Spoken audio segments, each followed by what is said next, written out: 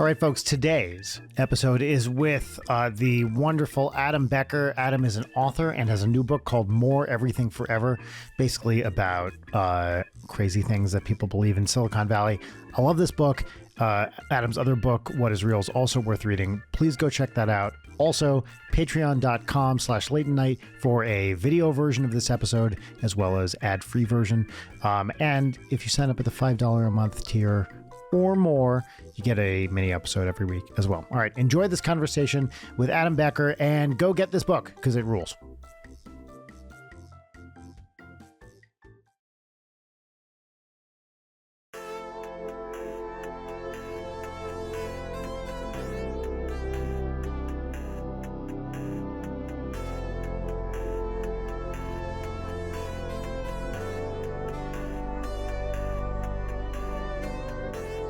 Adam, you were saying you don't know how old anybody on this call except yourself. I mean, sometimes I don't even know how old I am. And also I'm trash at guessing how old people are. And apparently people are trash at guessing how old I am. And yeah.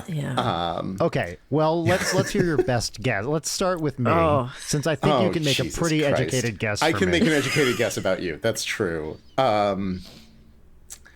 Let's see. Brian, I am guessing that you... I will, by the way, not be offended by any number you throw out here. So don't pull any punches. Now I just want to make a fake guess to offend you. But 83. My guess is that you are 47. Oh, okay. Nice. Should we reveal, or do you want to guess? Both of us since first? you gave me information beforehand relating your ages, I think I need to guess both of you. Oh, that's true. Right? Okay, yes, great. Yeah.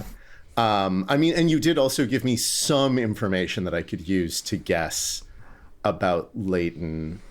Old enough to drink, but not old enough to drive, weirdly. Nice. So let's say 27, 26. Wow. Okay. Yeah, so I will say you nailed one of them, and you're slightly off on the other. So now we're going to refine this. Oh shit! Which one? We're going to Monty Hall this. Which one? Actually, it's the opposite because you haven't switched. But whatever. Yeah. Which one do you think you got right? Me or Leighton? I think I got Leighton right. You nailed. You got Leighton right. That's correct. Yeah. I am, as of 2 weeks ago, 50 years old. Oh, wow. Congratulations. Happy birthday. Thank you. Yeah. Yes. And you, let's see. So we met when you were a grad student at Michigan. Yes. And I was a postdoc. Yeah. We're going to introduce ourselves right away here. Everybody, this is Late Night with Brian Wecht. My name is Brian Wecht, and here we have Leighton Gray. That's me, and mystery guest. Would you care to introduce yourself? Sure, I'm Adam Becker. Yes, and Adam, tell us something about yourself. Where might people know you from? I am the author of 2 books, one of which just came out, I guess, right around your birthday, Brian. Right, that's right. 2 weeks ago. That week, I believe, yeah. Yeah, called More Everything Forever, which is about the shitty futures that tech billionaires are trying to shove down our throats and why they don't work. So it's not timely at all, and I'm definitely super thrilled with the way that everything's going in the world right now. Yeah. Who isn't? Yeah, exactly. Yes. And also you are a not just a book author, but a frequent contributor to many, many publications and have been for quite a long time now. Yeah, no, I'm a journalist, freelance journalist. So I've written for Scientific American, the New York Times, Fortune, The Guardian, the BBC, New Scientist, you name it. A lot of them. And would you share what your degree and master's? So I have a PhD in physics. Hell yeah. That's right. 2-1, baby. Yeah. I'm outnumbered as the art school dropout. Yeah. That sounds like significantly more fun. I think you'd be surprised. Yeah. Okay. Yeah. Yeah. Grass is always greener. Yeah, so Adam and I met. I was a postdoc at University of Michigan in their theoretical physics group from, let's see, it was 2010 to 2011. And you were, I forget what year, but you were a grad student there Yep. at the time. And what year would that have been? When did you graduate from Michigan? I finished in 2012, so it was pretty close to the end for me. 2012. Yeah. Okay, so I'm going to guess that you are 42. No? No, a higher? No. I was going to, Younger. okay, can I say my guess? Jesus. Oh, calm. Leighton, I'm going to need you to dial it the fuck back right now. Are you calling the You're woman on coming- the call you're- hysterical? Is that what you're doing? Your words, not mine. Your words, not mine. Well, I'm right. I am hysterical. Okay. My guess was going to be 38. Okay. Okay. Okay. And? What, I'm right in the middle. What? 40. Ooh, Yeah. Okay. nice. That, you know what? Yes. Okay. 20. That makes sense. Yes. I was just subtracting 8 years from me. That's how I got 42 from 50 for those of you math heads out there. But I waited a year to go to grad school, and I imagine you're smarter than I am, and so did it faster. So I should have given you a little speedier time on the PhD there. I'm also just young for for where I was in school at what time. Like not crazy young. I didn't like skip a year or anything. I was just, Slightly, yeah. Slightly, Yes, and I was slightly old for where I was in grad school. I took a year off after college to teach high school math, and then went to grad school after that. Took 6 years in grad school, and by the time we met, I was in year 7 of postdocing because I'd done 2 postdocs already. Yeah. Yeah. I mean, I took 6 years for my PhD. I think that's pretty normal. Okay. Yeah. Yeah. Same. I think in the kind of stuff we did, well, I should say we, but I'll let you explain what you did on your own.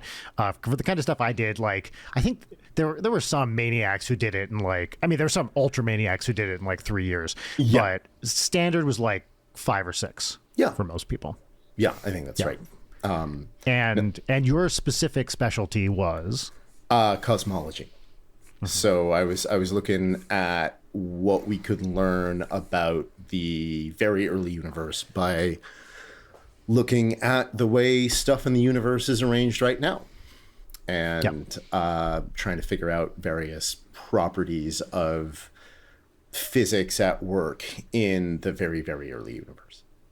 Yeah, which is very related, and there's a lot of overlap between that and the kind of stuff I did, theoretical particle physics, and you find people who are interested in both, and there's a lot of back and forth between the two. Even though I wonder if you agree with this, there are definitely different ways of thinking as a cosmologist than there are as a particle physicist to some extent. It's not like you can't talk the same language, but I remember talking to cosmologists being like, oh yeah, that's not the same way I conceive of physics. It's not like I can't understand it, but it's a different set of kind of heuristics.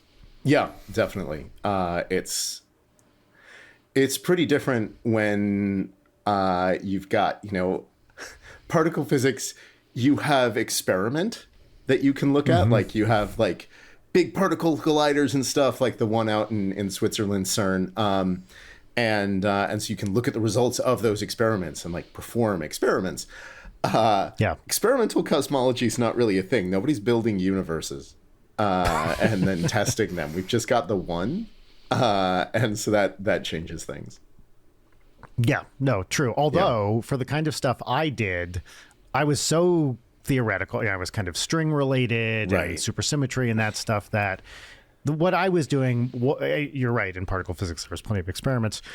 For the kind of stuff I was doing, it really didn't matter. I wrote maybe 2 papers, which might have some bearing on, models. But now, given what we suspect is the case about supersymmetry, which is we're not finding it anytime soon, if ever, that seems pretty unlikely.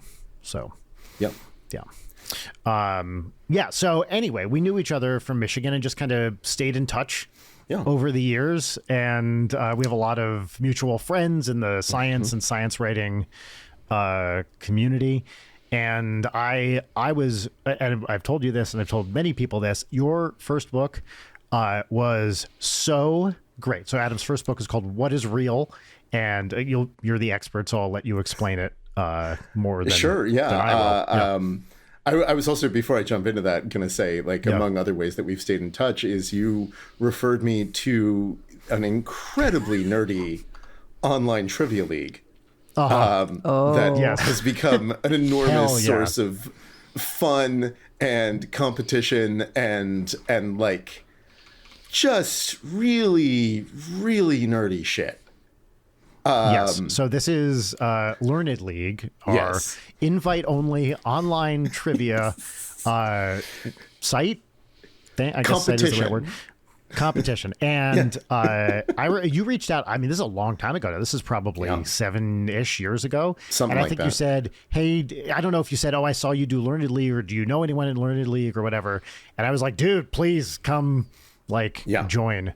And the thing about Learned League is that here are the rules for people who don't know what this is. It's actually, there's a lot of people that do it now. It's in the tens of thousands. It is. I can just tell by looking at Leighton that this is something that you've talked about at great length. It's something I've talked about, yes. And also that he, on minisodes, he'll share ones that are a little bit more in my wheelhouse with me, and even ones that are days, well, even ones that in my wheelhouse are a little beyond me. Well, I actually, I've been tempted, Leighton. They just finished a mini league on horror, which okay, I could probably which I think you would do. Maybe. I did pretty well at it, and if I did pretty well, you would do very well. But so the rules for some people here online trivia league, they'll be like, who the fuck cares? It's a very strict honor system. So the rule is you can't look anything up. It is just purely thinking about it. And generally speaking, so when you invite someone in, you tell them, like, it's honor system. If you get caught not doing the honor system, which I don't know how they do, but they have, you get kicked out, like, no exception. So only do it if you're really going to, abide by the rules. And I know Adam to be a person of character, so I was like, of course, come on in. And what's nice is that when you refer people, you get kind of put in the same vertical. And so we play each other pretty regular. This is how we've stayed in touch the most over the last 7 years.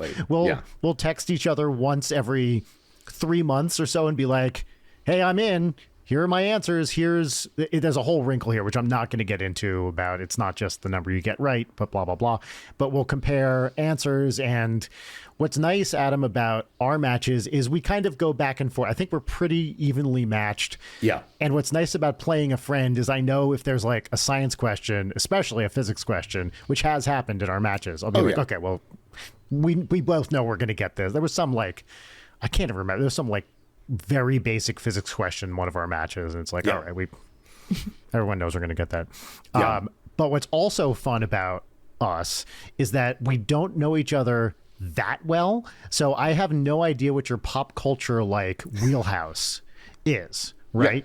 So it's this fun thing where it's like we've known each other a long time, but I don't know every nook and cranny. And even when I play people I've known for 30 years, like some of my closest friends do this and we play each other with the same frequency, I'm like, wait, do they know Thundercats? I don't know, like that kind of thing. And it is real. What I find it to be even more than just an exercise in trivia, which it is, and it's pretty hard, generally speaking. It also becomes an exercise in psychology and how well do I know someone that I've known for a really long time or short or whatever. Mm-hmm. And it's very, very fun. Yeah, it is. And also it's also an exercise in how hard is this question really? I find it easy. Is it actually easy or is it hard? Or I have no idea what the answer to this is. I don't even know what the question's asking about. Is that because I'm a fucking idiot, or is that because it's a really hard question? So the wrinkle, which I guess we should say, is that how many you get to assign points to your opponent based on how hard you think the question is going to be. Yeah. Okay. And so then whoever gets the most points, that's right. And if they get it right, they get the points. If they don't get it right, they don't get the points. So if I'm playing Adam and I see there's a physics question, that's 0 points. I'm sure he's going to get it right. I don't want him to get any credit. If I see there's a K-pop question, well, maybe I think he doesn't know that much about that. I'm going to give that the most number of points, 3 points. Yeah. But maybe, and this is where the game comes in, and it's like, is it just a thing you don't know, or and everybody else knows it? Is it generational? Is it, you have like your particular thing that you happen to be an expert on that I have no idea because it was always on in the background when you were hanging out at the cafeteria or whatever. Like, it's this massive thing. And all the time, and I think this happens with anyone who has our collective temperament, a thing where you're like, this is so fucking easy. Who doesn't know this? And you can see that 3% of people get it right. And you're like, what? Oh, that's right. No, I watched Repo Man 20 times last week, so I probably know the answer to this better than anyone else. It reminds me of a thing that's always frustrated me about the newer iterations of You Don't Know Jack, where the earlier versions are so punishingly hard, and that's why it's fun. And then the newer ones are just total breeze, easy peasy, which I don't like. No, I agree with you. I find in general, and I suspect you're both the same way. General, like anytime you do a trivia thing, it sucks. Yeah. Because the questions are poorly written. There's a lack of research and fact checking, which drives me absolutely insane. And this is not to say Learned League is perfect, but it's very, very good. Yes. And when I play like general knowledge, like trivia games, I can't play these with my family anymore because Rachel is like, you need to back off. This is for fun. Yeah, like I was in Portland for work one time and I went to a bar that was doing like Simpsons seasons 1 through 8 trivia. And I was like, oh, this isn't even fair. Yeah. Well, it's the obsessive rewatching from a just young under 10 age until now. Like, it's not. Yeah. Yeah. The lack of, and this is very relevant to writing a book or an article, the lack of fact checking and responsibility for the shit you're writing down. And especially like you're in a pub trivia or whatever, and you're asking people questions and they get them wrong, but it's because you didn't the writer didn't figure out what the right answer was or didn't bother to do some basic sanity checks. Yeah, like where your answer is technically correct and is being counted wrong because they did a bad job, and then you have to be the asshole who's like, actually, I should get the point because I'm right. Like, oh God. Yeah. Yep, I've been that asshole. We all have. We all have. You have to be, because we have standards. Yes. And truth matters. Yes. Facts matter. Exactly.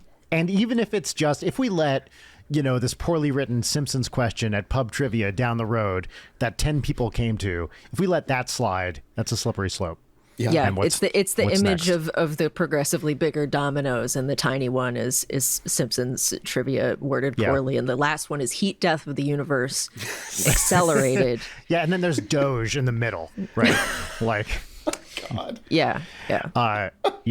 So, well, I feel like talking about a lack of standards and lack of research is probably a good segue into talking about your new book, which I will.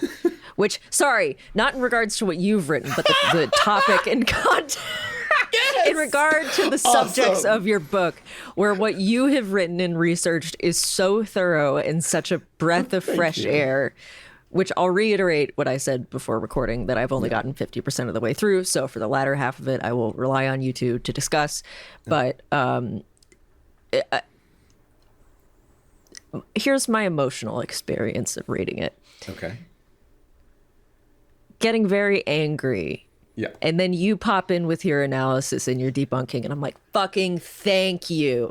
And then getting angry again, and then relief, angry, relief.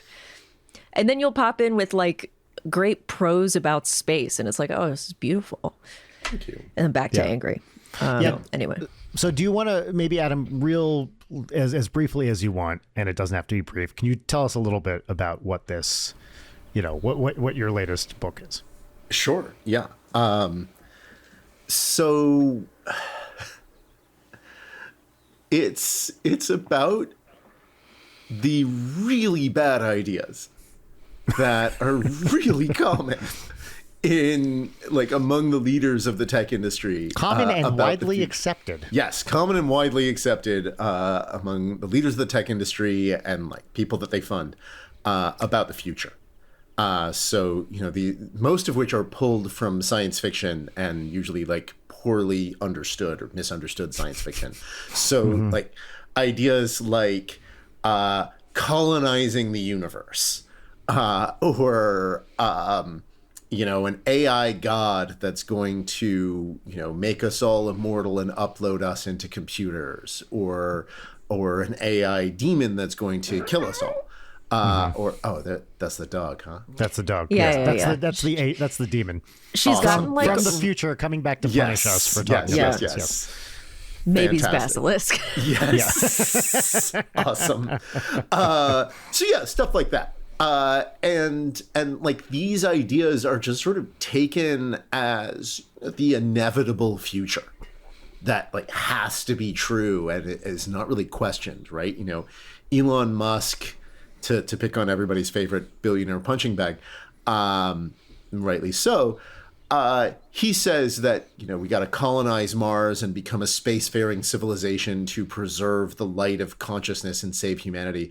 And that's a stupid idea, among other reasons, because Mars is awful and just a terrible, terrible place. And then you get like other billionaires like Jeff Bezos saying, oh yeah, Mars is awful.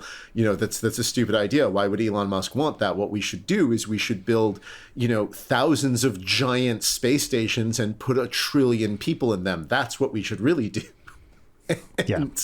Or then you get like, you know, other billionaires saying things like, oh, you know, AI is coming in the next 4 years, so nothing else really matters. And why should any of us care about fascism? Like it's really, really widely accepted, these ideas in Silicon Valley. And there's no good evidence for them and lots of evidence against them.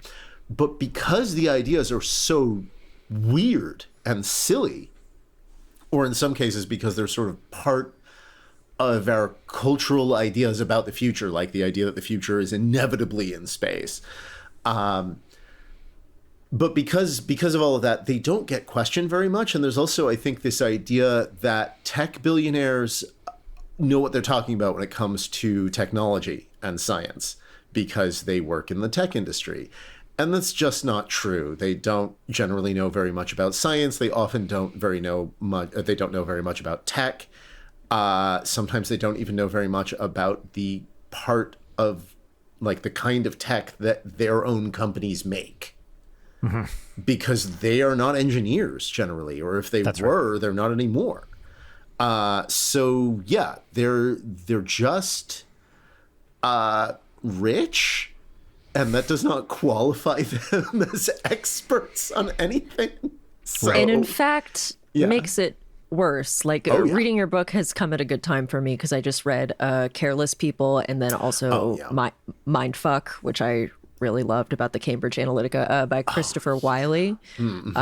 So big overlapping Venn diagrams here of like billionaires are the worst possible people to be entrusting this future to, as you very smartly outline in your book repeatedly.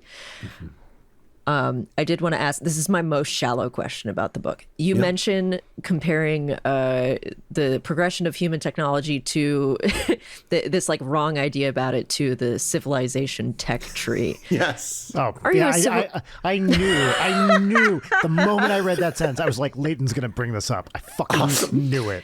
Are you a civilization enjoyer?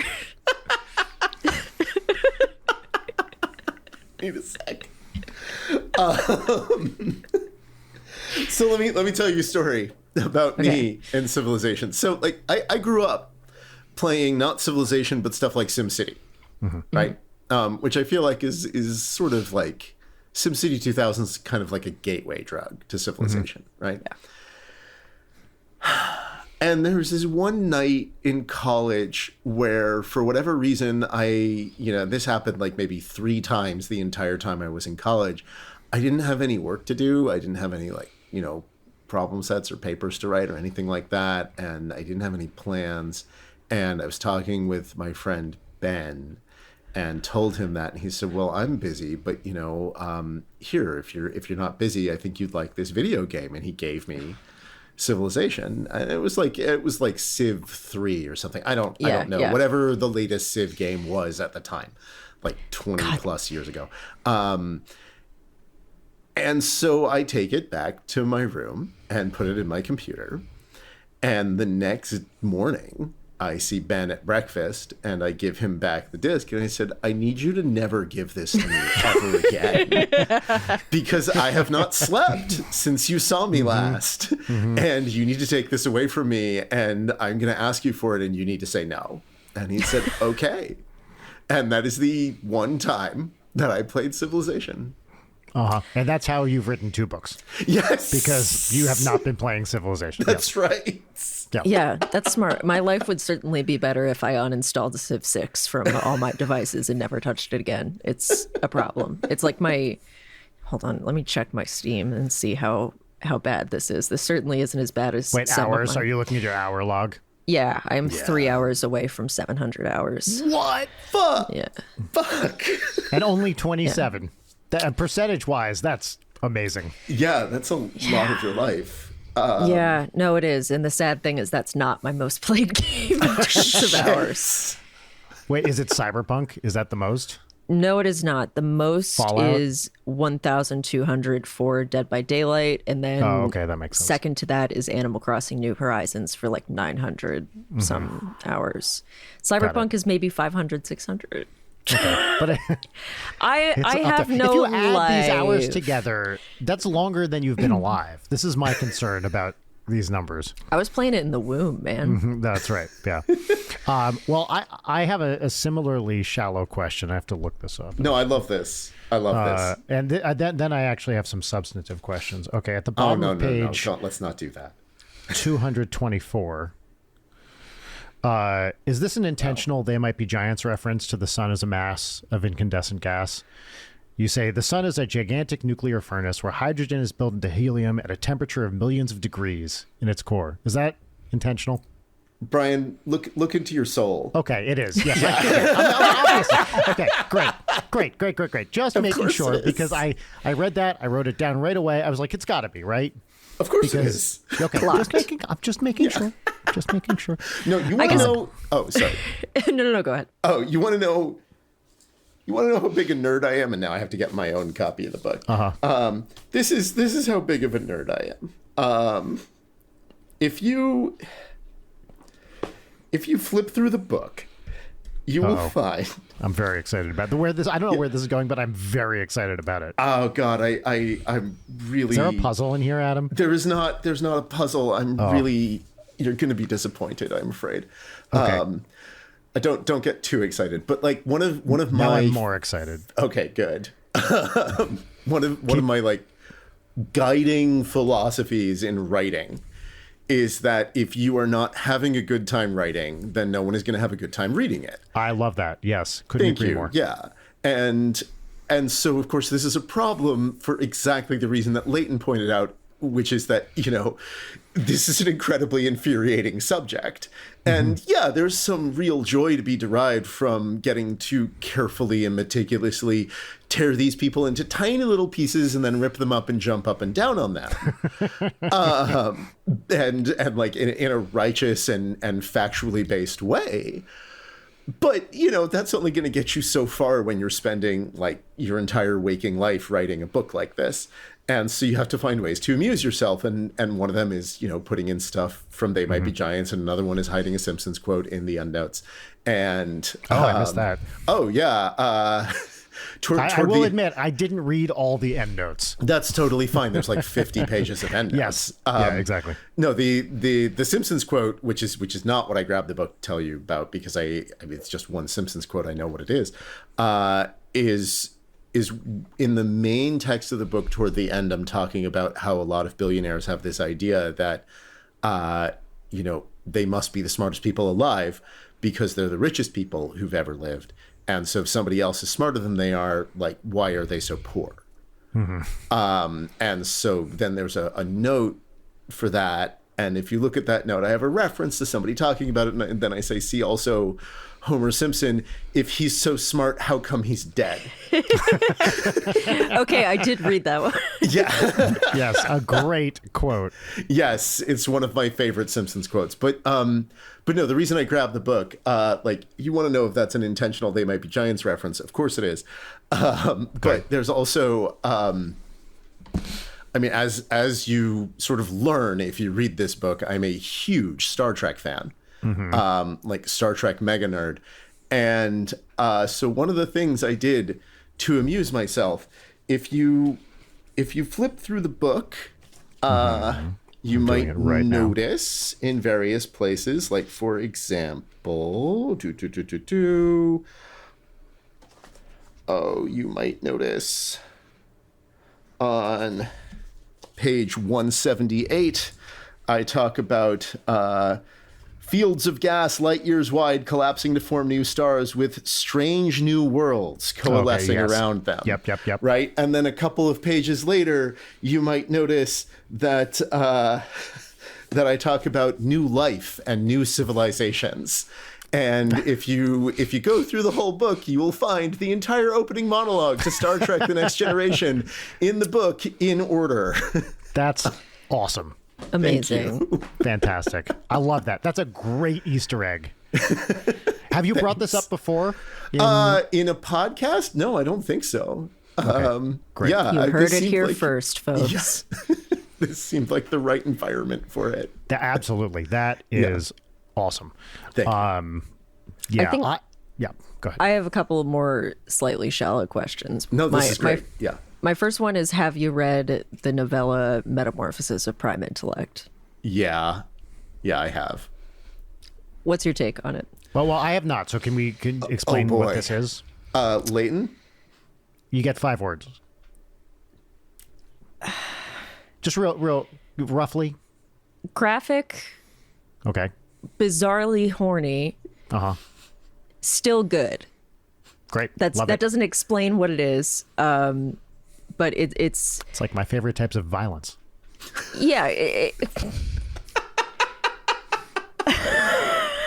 We're learning so much on this episode. That's actually the new MPAA rating. TV infinity. It's a sci-fi speculative fiction story about, like, the creation of AGI and sort of a godlike, like an AI becoming God, and then sort of in a very, like, Huxleyan, everybody gets all needs fulfilled by computer way. And I don't know how to explain the rest of it. Very strange, Luddite-esque conclusion and lots of issues with it, but it's one that I reread frequently just because I enjoy it from a, When is it from and who wrote it? The guy who wrote it, he wrote it in, like, the 90s. Yeah. Okay. But didn't publish it on his website until later. Yeah, it's been around for a while, though. Yeah. Okay, cool. So, sorry. Okay. Scene set. Please continue. Scene set. Yeah. No, I did read it. It is, as you say, bizarrely horny, really violent. Transgressive in like 10 different directions. Oh, yeah. Transgressive is definitely a good word for it.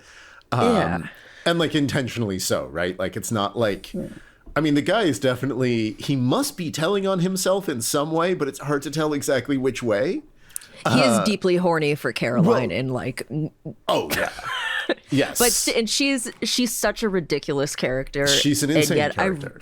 I really like her just because you don't get cool elderly women in, like, any media. That's true. Well, elderly for most of it. Well, that's the thing. Like, she's elderly, but he's not horny for her as an elderly woman. Yes, he's horny for her as a constantly naked, completely tattooed cyber goddess. Yes, exactly. No, it's really a very strange piece of fiction. The eventual best is somehow not the weirdest part. I don't know. That's pretty high up there, but you're right. I think for me, the weirdest part is probably the rabies. Oh yeah, honestly, the rabies rank so low for me in terms of the other stuff. Well, I mean, there's also being torn apart by a motorcycle. Like, there's a lot of weird Nazi shit motorcycle. No, sorry, that's a different one. Okay, A different motorcycle or a different Nazi thing? There's a different Nazi because so part of it is because in this like Brave New World-esque, like every need is possibly fulfilled by the computer. The woman who was like the first person who was saved from near death by the superintelligence prime intellect in this sort of afterlife cyber replication of everything. Yeah. She gets into like, well, this is all bullshit if all of our needs are fulfilled, and so she invents this new sport. And she becomes the queen of the death jockeys, which is like people come up with scenarios in which you can die, but they're all in the most violent way possible. And it's sort of like this creative race to see how much you can endure before dying. It's virtual, and they know they're not really dying, or this is real to them, or that's the rules with prime intellect in regards to how this works is like kind of the crux of the thing. But I'd say maybe the bit that's so transgressive that I feel weird saying it on this show is she like she asks prime intellect to find her like the worst person who's still there. Yeah. And so he brings her to who has become a zombie and lets himself completely disintegrate.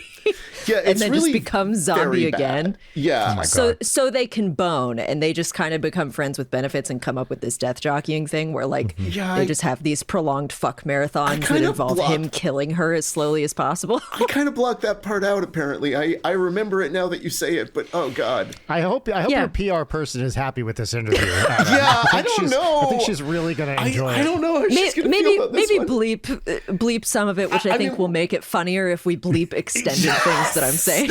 Well, not only is that going to be funnier, but also like it's going to require one giant fucking. Anyway, but I figured I don't get to talk about it very much with people because it's such an insane thing. In like 2 months, and this is what you're talking about. Brian, what do you think this show is? You've known me a long time. Also, Brian, you've known me a long time, and you didn't know I'd read this book.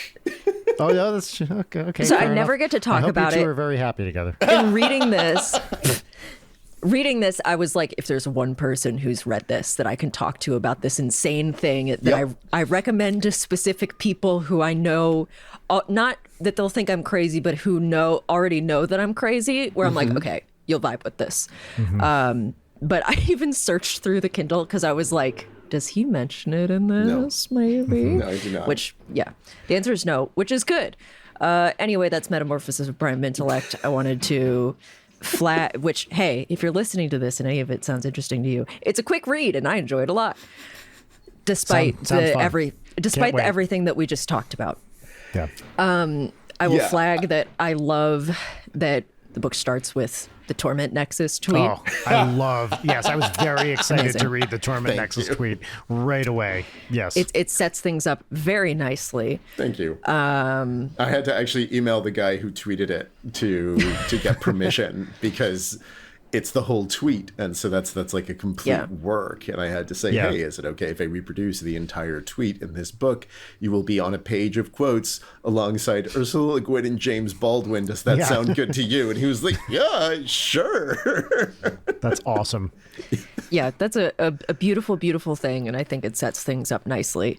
Thank you. Yes. And I like that it's not quite the end, but almost the end. You have that Charlie Strauss quote about mistaking dystopia for a blueprint, which is, it's obviously exactly that thing. But I thought that was like a nice little bookend of the book. Thanks. My last slightly shallow, not even slightly shallow. I was shocked to be reminded of the existence of Harry Potter and the Methods of Rationality, including. Oh my fucking God. Never thought I'd see that mentioned in a book. And also, when I read like 50,000 words of that a long time ago, like agog, I was like, okay, so some 19-year-old wrote this. This is so juvenile and self-satisfied. And So learning the context behind the author is really like I like audibly gasped when I got to the reveal of Harry Potter and the Methods of Rationality. Wait, so you didn't know that the person he was talking about was the author? No. Of that? Okay, gotcha. Yes! That's That's amazing. so good! And that right on the heels of like the Roko's Basilisk discussion was like Yeah. killed me. It's that makes me that so whole happy. thing is banana. So I remember this is probably 10 years ago. A friend of a friend was like, dude, you got to read this thing, Slate Star Codex. You'll love it. Okay. So I read this thing and I'm like, I don't have fucking time for this. Like, what is this? But that's the first time I ever saw anyone link to like Less Wrong or any of that other stuff. And I remember reading, how do you pronounce the guy's name? Yudkowsky? Yudkowsky, yeah. Yudkowsky. Seeing a couple posts by him and being like, who the fuck is taking this serious? It's so annoying and masturbatory that I just couldn't like the fact that there was clearly this huge community around it. I had no idea. And I was somewhat surprised because I've paid attention to this like skeptics kind of thing. I've been a part of that for a while. I would thought, I probably would have heard something about this. I had truly no idea. And also read it for like 5 minutes and I was like, fuck this sucks. And granted, that's just a quick summary judgment and based on nothing but vibes, which is indeed kind of the point of your book. But I loved getting into this and like reading about these guys. And then when, you mention Slate Star Codex / Astral Codex 10, those are the names, right? Yeah. I was like, oh shit, it's part of this same fucking thing. Yep. I mean, truly, just like your last book, I was like, your last book was the thing I was like actually knew about, but still learned a lot from you anyway. This one I knew like this much, and it was like these doors swinging wide. I was like, oh my God, it's these assholes. Yes. Yeah. Oh, I was like rubbing my little hands together in anticipation because I was like, he's going to drop Curtis Yarvin any page now. And this is the one that I want to see him take down the most because what the fuck? But I don't know. I just can't. It is so interesting to me that people spend all their like so much time writing, reading, digest. I mean, I don't know if you mention Ayn Rand specifically, but it's this very like objectivist kind of, we're just being hyper rational, and that's the reason. I always think about this thing where Ayn Rand was like, well, just by the laws of rationality, I have to fuck everybody here, especially you. Science dictates that we have sex, and it's like, okay, you're kind of just doing what you want to do, and then post hoc rationalizing it. Yes, very much a recurring theme in this. I can't believe that people spend so much time on this stuff and yet under the veneer of rationality and yet seem to be thoroughly not aware of their own biases and limitations. It's bananas. Well, but life is a lot more fun if you go through it that way, right? Yes, obviously. Yeah. Well, see, it's not racism or eugenics or whatever else. It's facts and logic with this stuff that I made up with resurrecting phrenology. Yes. Yeah. Exactly. Yeah. No, I just... It is... So much of it is actually, like, bizarrely horny, right? Like, if you go take a look at... there's Ayn Rand, but, like, if you go take a look at, like... The Singularity is Near, right, by Kurzweil. That book is a weirdly horny book. It is? I've never read any of this shit because I truly don't want to. No, this is... And... That was so close to a spit take. Yeah. It's horny. I guess I'm not surprised because it's a human being writing something, but yeah. How is it? Please, I gotta know. How? Oh God. Now we're gonna talk about. Okay, I brought this on myself. Does he want to fuck the Singularity, Adam? Please tell me he doesn't want to fuck the Singularity. No, he wants wants Is to. it like if? Yeah. Sorry. No, I'm he interrupting. talks. I think it comes up multiple times in The Singularity is Near about how, if you're having sex with someone, in a post-singularity world, you could alter their appearance to look like anybody else and they wouldn't even know. Oh my God. Yeah. It's so creepy. It's a lot. So much of it smacks of like, and in the AI, girls will talk to me because I'll be so cool, and they'll see me and they'll be like, "Wow, that guy's really smart." It's like, oh my God, dude, just calm down. Like, It's so the ending of Doctor Strangelove, where they're talking about the ratio of men to women in the underground mine shaft gap bunker. It's like, we have to repopulate. I need to have 20 children. I'm doing it for the biological imperative and because we need to repopulate the world and not because I want to fuck people with no consequence. Mm-hmm. Yep. And this is actually a charitable cream pie. Yeah. I mean, like this is also kind of like prime intellect, right? Like, yes. I mean, it's that book is a lot, but like, it's all of these people are so sure that they are right about everything to the point where they don't really need to listen to people who are experts. Yeah. Exactly. And that they have the right to dictate the lives of everyone else on the planet because they are so correct about it. Well, they're not dictating it. They're just saying, they're revealing what's definitely objectively true. And they just, that like, there is only one rationality and these people are its prophets. Layden, right? It's called optimization. Maybe get used to it. Yeah.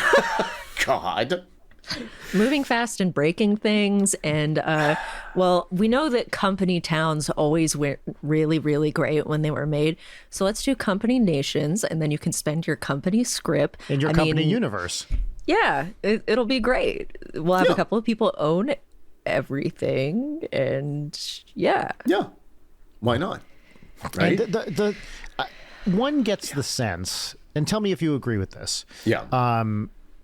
These are people, they're not trained scientists in the vast majority of cases. They have almost never like sat down and really thought through like at the level of writing a paper where you need to sit down and like fact check and do every single line. By the way, I was thinking when I was writing this, I was like, it's scary enough to write a science paper. How do you write a fucking book where now you're on the hook for every single sentence being true? Right? You're writing a nonfiction book and suddenly it's your job to make sure that you're right. I could barely do it in a 5-page paper. The fact that you wrote a 300-page book twice and, and have standards and are trying to be correct about things, it seems like an inhuman effort. Thank you. So there's that whole thing is aside. It's really impressive. Like writing a book and being careful seems like the hardest thing in the world to me. Yeah, I will chime in with how long did you spend writing this book? A while. Okay. Wait, so the short. Before we get in, let me just finish the thought I was saying, and Sorry, then I want I to talk about this. Yeah. I was just the thing I'm curious if you agree with is these people have never thought carefully through something and basically have built much of their infrastructure by being idea people who then assign the actual day-to-day hard work to other folks who actually go and build it for them. And the fact that they are so confident in their predictions when they've never done the do you agree that that's the type of person who is building this thing, someone who's not being careful in the way a scientist would be careful, yet they're making these predictions that they think are 100% accurate? Yeah, I think that's right. I mean, they... Oh, great. No, you can stop there. That's all I need. No, please. You need to be told that you're right. Yeah, exactly. Yes. I mean, that's what podcasts are for, right? That's right. Yes. But no, I think that these people don't understand that there is such a thing as like checking to make sure that you're right. I think that they just don't Crazy. sort of, like, know that that's a thing that's important to do. I think that they might not even think that that's how reality works. You know, there's this ethos in Silicon Valley that shows up a lot of faking it till you make it. And Right, of course. this is like, you know, to be fair to them, this is useful if you're doing something like, say, building a social media website, right? Then if you hype it enough and say that there are lots of people there, then you might actually be able to get a lot of people to be there. If you That's get right, enough people right. to believe that everyone's there, then everyone will eventually be there, maybe. Yes. But this doesn't work, to pick an example just out of, you know, just a completely hypothetical example at random. This doesn't work if you're trying to build, say, a machine that's going to do blood tests based on one drop of blood. You can't fake it till you make it for Theranos, right? You can't fake it till you make it for Mars colonization or for really almost anything other than, you know, like a social network. Yes. It's not, reality does not run on hype. What runs on hype is the tech venture capital ecosystem. It needs hype like oxygen to breathe. And so they keep hyping up stuff. They hyped up cryptocurrency. Now they're hyping up AI. It doesn't mean that there isn't something real there. You know, the blockchain is a thing that exists and AI is a thing that exists, though whether we should call it AI is... But the claims that they're making about the powers of these technologies are just completely unfounded. Yeah. Yeah, totally. And the crazy part too, for like Theranos is a good example. Yeah. She actually did fake it till she made it. It's just that had a human cost and then came crashing down in a truly catastrophic way. So the fake it till you make it, it happened. She faked it. She made it. She was, you know, super rich and got all these things, except it was just fundamentally flawed and didn't work the way she said. Right. I mean, like, it depends on what your definition of make it is. She did Yeah, for fake sure. it till she made it for, like, until she made the money. She was not able to... That's what I meant, yes. Yeah, exactly. She was not able to fake it till she made it on the underlying product. No, the technology was fundamentally wrong and was Right. never going to work literally ever. Exactly. Fake it until you crash and burn. Right. There's a great scene. Did you watch the Dropout? No, I actually haven't seen it. I've read the book, but I haven't Yeah. watched the adaptations. I really should. The series I thought was great. Yeah. And there's a great scene towards the end where Michaela Watkins is screaming, you know, at Amanda Seyfried, like, people, whatever she said, people died. Like, don't you understand that? Don't you understand you hurt people? You hurt people. And she just kind of walks away. Yep. That was a really great scene. All right. But Leighton, you were asking a question about how long it took to... Yes, I was. God, thank you for remembering stuff on this show because my over-medicated ass has the memory of a goldfish. The trick, well, me too, but I started writing shit down. So I would type shit out, but my dog currently has her paws around one of my arms, and you're I have a stuck split forever. keyboard. So Yeah, you're if gonna it die only there. used the words, the letters like YUIOPHJ, you know, etc., then you know I could do great. it. So yeah, Adam, tell us a bit about the process and how long. And I'm actually curious in this. Yeah. You know, the fact that you start in the intro talking about FTX and all this stuff that happened around that. And I know you've been working on this for way longer than that. I was like, oh wow, this is like, it feels very up to the minute, even though obviously there's been huge billionaire bullshit since whatever, January. But yeah, I was like, oh, I know he's been working on this for a while. I wonder how watching FTX collapse and all the Sam Bankman-Fried stuff, like, was when that went down where you were like, oh shit, actually, I gotta add some more stuff in here. So can you talk a little bit about the length process, how that changed, stuff like that? Absolutely. So I'm going to give you a short answer, and then I'm going to give you a long answer. So the short answer is, from signing the contract to turning in like the final edits on the book was about 4 years. Wow. Cool. So like I mean, that seems, I can't believe you did it in only 4 years. Yeah, I was going to say, I would have guessed longer. Yeah, me too. Yeah, I mean, so that gets into the long answer, right? Like, I signed the contract in like sometime in the second half of 2020 and turned in the final edits in the second half of 2024. But and then there were like a couple of very small things that I was able to get in at the very end of 2024 after the election. But like really just one or two words changed here or there. Actually, the last thing I did on the night of that horrible, horrible election was send an email to my to the editorial team saying, "Hey, we need to make one very small change on this one page. Is it too late to change how I describe fucking JD Vance?" But no, the book was written and basically done and dusted before the election. But I remember, like, shortly after the other book came out, you and I were talking, and you were like, "Oh, I have this idea for a Silicon Valley bullshit book," and that was, I feel like that was 6-ish years ago, maybe more. Because the first book came out in 2018, which is now, what is that, 7 years ago? That's 7 years, alarming. Actually, to go way back to the beginning of the conversation, you asked me what the first book was about, and I never answered.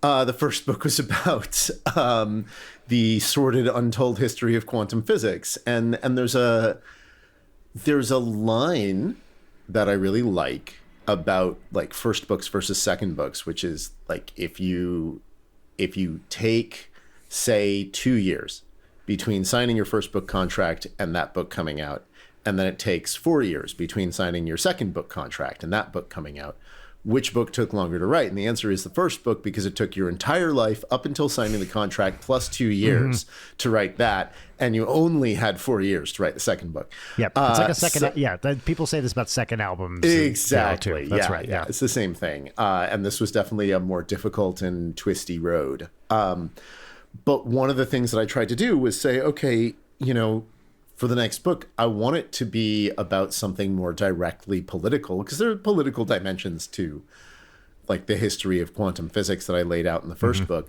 especially because it's sort of a subversive history of quantum physics. But and for the people listening, cannot recommend this book highly enough. Oh, thank you. It doesn't feel like I loved it. I've recommended it to so many people, physicists and non-physicists alike. Really, I think just a triumph. I love it. Thank you.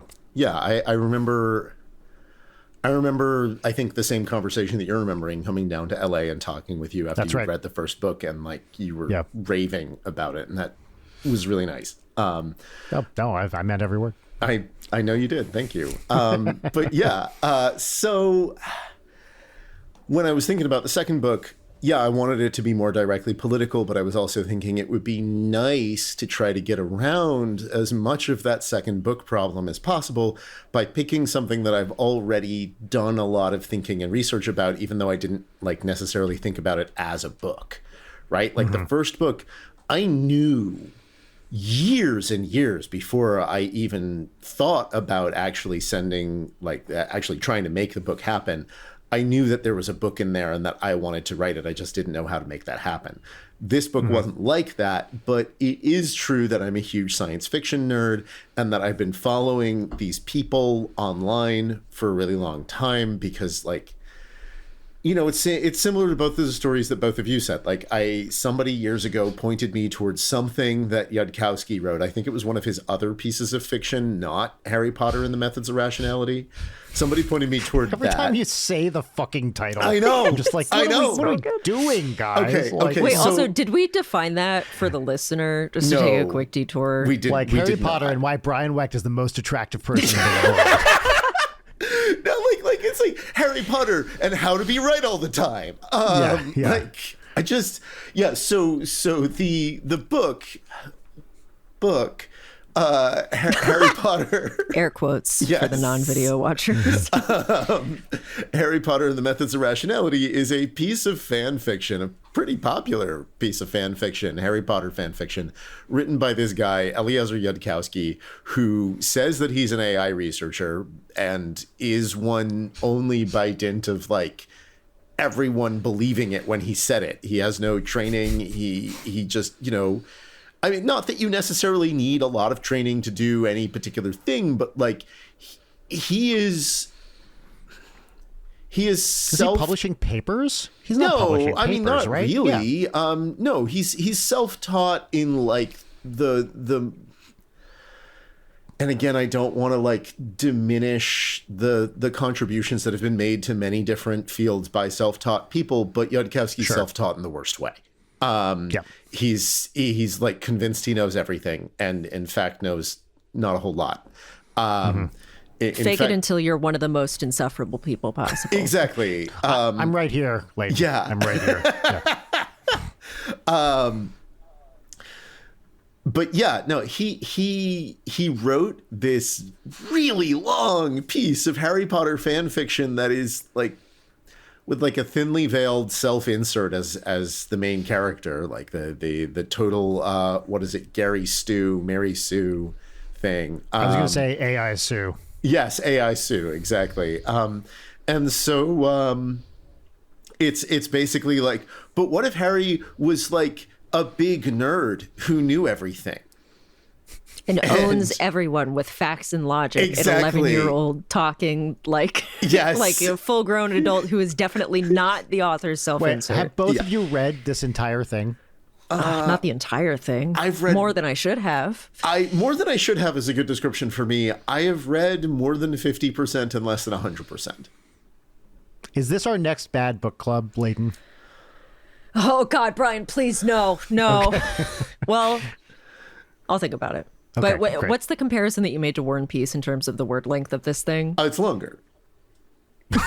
So, Brian, do you want to do that for No, podcast? I do not. Oh, Yeah, proposal exactly. rejected. Yeah, you should do Prime Intellect, and then the whole podcast will just be beeped out.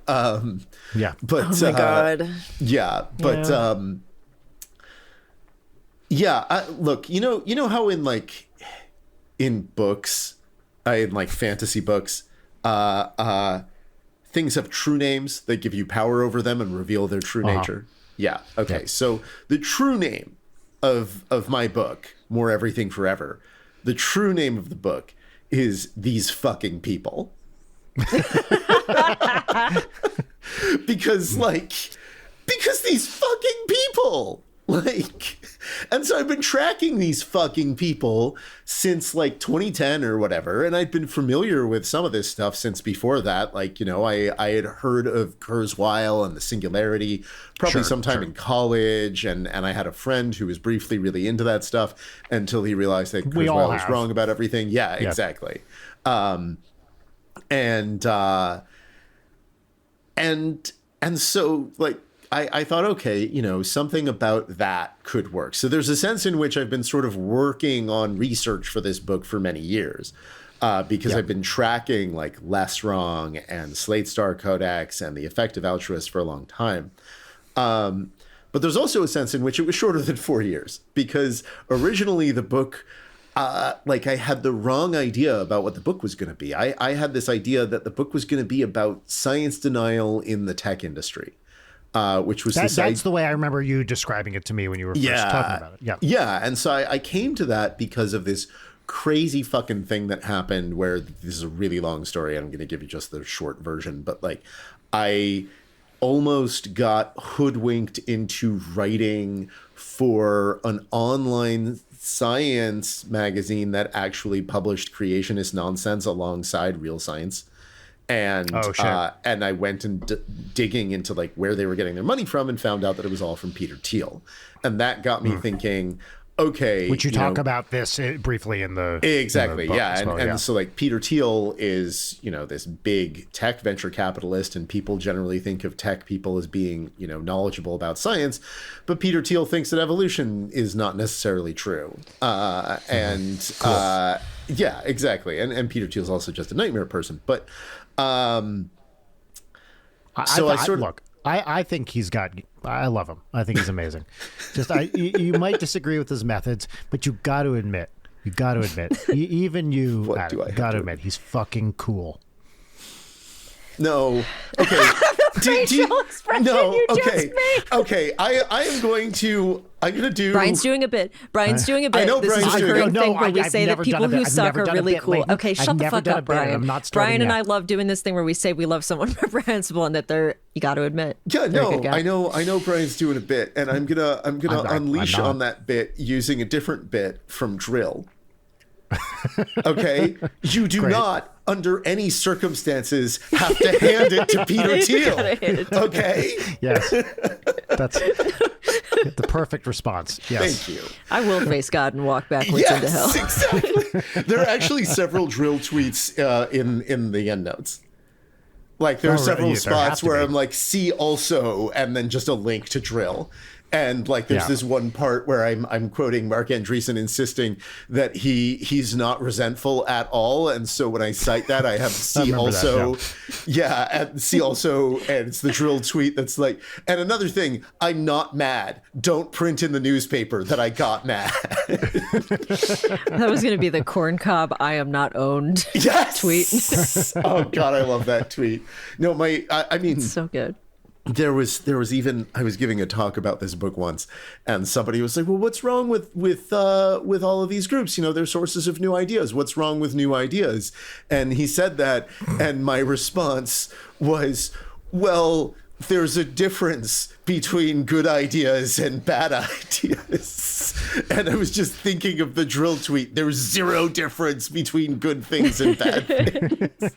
Anyway. Well, and also they're not new ideas anymore. But anyway. Right, they're not, exactly. But yeah. but anyway. Yeah, deeply old ideas in the same Yeah. way that so many conspiracy theories you can just trace straight back to Pez dispenser protocols of the elders of Zion. Shit. Exactly. Oh, Jesus Christ. Yeah, and this stuff's no exception. You can trace it all back to like weird Christian movements in the late 19th and early 20th centuries. But like, I had thought that the book was going to be about science denial in Silicon Valley. And I had thought that the story about Peter Thiel and that magazine was going to be like a big chunk of the book. And I was wrong. It's like, I think I mentioned it in a parenthetical note toward the end, which That's is right, like yes, the way that yeah. writing goes sometimes. Sure. Because what happened was I tried to write a book about science denial in Silicon Valley for like a year and a half or something like that. And then eventually my editor and I came to the conclusion that it just wasn't working, but that there was still something there, that, you know, it wasn't the right solution was not to just walk away, but to find some other way in. And that was, that was, and I had been tracking what had been going on. And I mean, and other things had happened too. Like I had been, in an early draft, I was using output from this obscure little piece of software that I had, you know, been seeing people writing about called GPT-3. And I didn't know that ChatGPT was going to come out because I didn't think that they were going to release it like that. Right. And, you know, and which if I'd thought about like, oh, what if they want to commercialize this as quickly as possible? And by commercialize, I just mean excite venture capitalists as opposed to trying to actually turn a profit. If I'd thought about it that way, I might have seen that coming. But instead I was like, oh, yeah, I can use this. And then, you know. Well, that I was thinking about that too, because in that time scale, that the last 4 years specifically, it's like Jesus Christ, you know, like so much of what you're writing about in this book is stuff that really went into overdrive in not the singularity stuff, but like all the AI stuff. And just in the last 4 years, that's been a, you know, this total hockey stick in terms of public awareness, you know, quote unquote progress, like all this stuff. There's been so much happening in that field during That seems exactly like- this period. Yeah. It seems like the definition of building the car while you're driving it. Yeah, pretty much. I mean, what happened was I realized that I needed to go back to an earlier idea that I had, which was that instead I wanted to talk about these ideas about the future because I was seeing them, you know, gain more and more currency. And I had come across Sam Bankman-Fried and I was like, oh, this guy kind of sucks. And it looks like he, you know, like he's got a lot of money. That's bad. I don't know about this. Like, I don't want to have to write about like a crypto guy because I don't want to have to write a lot about crypto in my book because I'm not that interested in crypto. I think it's bullshit. And there's a bunch of other good books about it. And then he fell. And I saw that. I'm like, this makes certain things easier for me. And it was very much, building the car while you drive it. Like I started putting the book together along these new lines that were actually sort of older lines for me of like, okay, I want to take down these ideas about the future, and I want to go after specifically the people that I've been following for a long time because they're very influential and most people haven't heard of them. And and then they just kept doing shit that made my life easier. The chapter 5 in the book. The book's got 6 chapters. Chapter 5's the last chapter before the conclusion. An early draft of it, I sent it to my editor, and he was like, "This is not up to your usual standard. The structure doesn't work. You got problems here, here, here, and here." And he's one of those very annoying editors where he's usually right about everything, and he just said all that stuff. I'm like, "Oh fuck, he's right.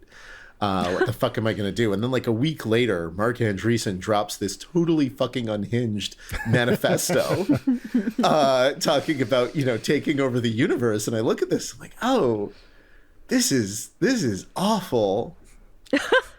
This is perfect. So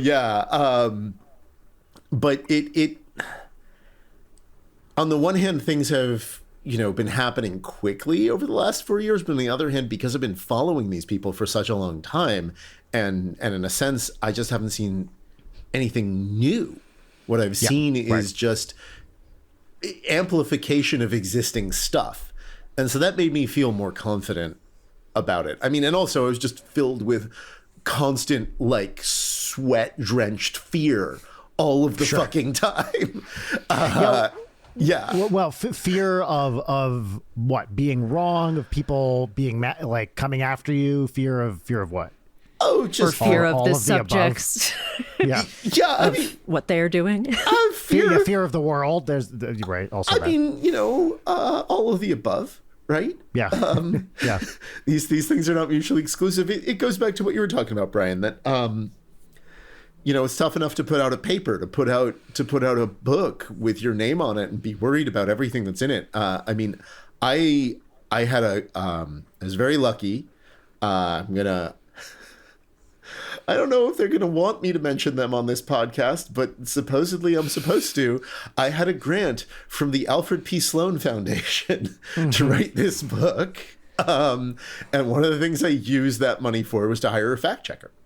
Yeah, great. Wise. Because I saw you shouted her out in the acknowledgments. Yeah, exactly. No, she's great. And I knew that this book was going to need that, because I did not want vengeful billionaires or people funded by vengeful billionaires to be able to easily come after me for getting things wrong. Or dick riders for vengeful billionaires. Who suddenly would care about facts? ? Sure. So, but the dick riders, the worst that they're going to do is have a dick riding competition in public about how badly they can dunk on me. I was less review bomb it or something. Right, exactly. Like that. Right, yeah. I less worried about that and more worried about somebody suing me. Right? I don't want to get sued. And if I do get sued, I want to win. So owning them with facts and logic. Oh, yeah. Well, facts don't care about their feelings. To coin a phrase. Very true. I'm curious. So one thing with a book like this, I hope this doesn't come across as any kind of attack, because I don't mean it to. How much I will of this take it extremely personally, great, Brian. Perfect. Yeah. You should. How much of this is an Adam Becker TM original thought versus summarizing arguments that other people have made? And I know this is always an art when you're writing a new book, but how much of it is this is shit you had to think of? This is the way I mean it. And it's hard no matter what, but how much of it is okay, these are other people's arguments, and you're very careful about citation, as you should be, and you've been trained to be, and all that. So I assume a lot of this is original, which makes it even more impressive. But I'm curious, what's the balance in this book between this is your original argument versus, stuff that other people are saying, and et cetera, et cetera. Well, look, Brian, as a large language model, I can only summarize material that I have seen. Of course, right? Yes. But you understand what I'm asking. I do. Right? Like, yes. how much? Like when you're coming up with a Certainly. Yes. certainly. When you're coming I got up with it, a thesis Brian. I for this book understand. and writing it, yeah. How about this? Yeah. M dash bulleted list. Yes, exactly. Fucking nightmare machines. Yeah. I don't know. I'm not that I looking can- for a number. by Yeah, the way. exactly. Because I was going to say I don't think I can put a number on it. No. I think that putting it together the way that I did is the main new thing that I did. Most of the individual components of each argument are things that I've definitely seen people do elsewhere, or if I hadn't, I would be surprised if somebody else hadn't done them elsewhere, and I just wasn't aware of them. Like I think most of this is not new. I'm not the first person to point out that there's a problem with these fucking people. TM. No, sure. But like, but I do think that there's something about the overall like construction of the argument that is kind of new. That was my impression as well. Yeah. 100%. Yeah. Like I'm taking these existing pieces and using them to build something new. I mean, I'm not even the first person to like draw the connections between these different subgroups and different arguments, as I mentioned in the book. But That was MC Hammer. Yeah. yeah. God, and, I mean, MC Hammer does show up in the book, Leighton. I don't know if I you know. got to That's that why part I mentioned yet. it. Yeah. Oh, yeah. He's wait. sure if What's I the did. what's the E in accelerationist? Is it God, effective. effective? Of course it is. Yeah. He's an effective accelerationist. Yeah, I did. Right? I did get to that point. Yeah. Okay, so Leighton, you are way more than halfway through the book. Okay. 'Cause, Kindle like- says that I'm at like 55% or Oh, whatever. so So maybe there's like a lot of footnotes that I think are that's included. what's going on. There's a lot of Yeah. Okay, I feel less guilty about Yeah, things because that like it's MC numbered Hammer now. shows up like a decent chunk of the way into chapter 5, and that's the second to last chapter in the book. And the chapters are Okay, all God. roughly the same length. So Yeah, there's That about is the thing that's- in the version I have. There's about 70 pages of endnotes plus index. yeah. Okay, great. That I feel so much better. I hate when Kindle does that, especially when it gets my hopes up of like, I have so much of this book left to enjoy. Yeah. Yeah. And then I it's know like, you what mean. footnotes for 30% of it? Yep. Well, yeah. as- You know, is a as there good and should be. necessary thing, but it is the peril of not being Yeah. able to see the physical. Well, so Yeah. the reason I'm asking this in part is because I wonder what the experience was like for you of writing something that, you know, you're trained as a physicist, you're trained as a cosmologist. This is not that specialty. No. And so what does it feel like? It seems innately scary to me. Oh, yeah. And I think you mentioned this somewhere to be like, hey, I'm going to write about this thing, which I'm not really trained as an expert in. And by the way, part of the book is about how people should be listening to the experts. Yeah. So what does it feel like to be writing about something that you're not a capital E expert in, but have to write about with some degree of care and expertise? Yeah. Terrifying, mostly. You know, how I would like feel too, yeah. I mean, you know, there's a few things, right? So like when I started working on the book, I definitely had these moments of like, wait, what the fuck did I just get myself into? Why did I sign a contract like that? What was I thinking? You know, my last book was about physics. Right. I have Which you're an expert in, an actual, you know, documented expert. Thank you. Yes. But yeah. So like with the first book, it was bad enough because okay, I'm a physicist, but I have no training as a writer. And I think everybody in like science communication, science journalism, science writing has imposter syndrome of some kind, because either you've got the science training, you don't have the writing training like me, or you have the writing training but not the science training. Very few people have both, and even those people have imposter syndrome about some weird third thing. But like, I feel very strongly that people that don't have imposter syndrome are assholes. Yes, I was very gonna- strongly about this. Yes. I was going to bring up within the context of these fucking people is Yeah. that like the most talented people I know all have imposter syndrome. Yeah. And if only we could transfer that to the people who truly deserve it and should have it. Absolutely. Yeah, yeah, but like the fact that they're not qualified just doesn't really occur to them. No. But Why yeah, should they? They're rich. Yeah, exactly. And like again, it sounds like a very pleasant way to go through life, or at least that part of it does. The rest of it sounds like a fucking nightmare. But anyway, so like that was scary enough with the first book. Like I was like, what am I doing writing this? I've never like with the first book. It was also the longest thing I've ever written for public consumption for money was like 3,000 words, and now I'm signing up to write something about 30 times longer than that. Like like 100,000 words. It's really and then this time it's okay. I wrote a first book. The first book people liked it, but that was about physics. And I'm a physicist. This book is not about physics. And so now I just have to be a writer, and oh God, what am I doing? Why did I sign that contract? Like a tech writer should be writing this. I'm not a tech journalist. Why am I doing this? And it took me, and I think as like so often happens, like the people around me knew that I could and should do this.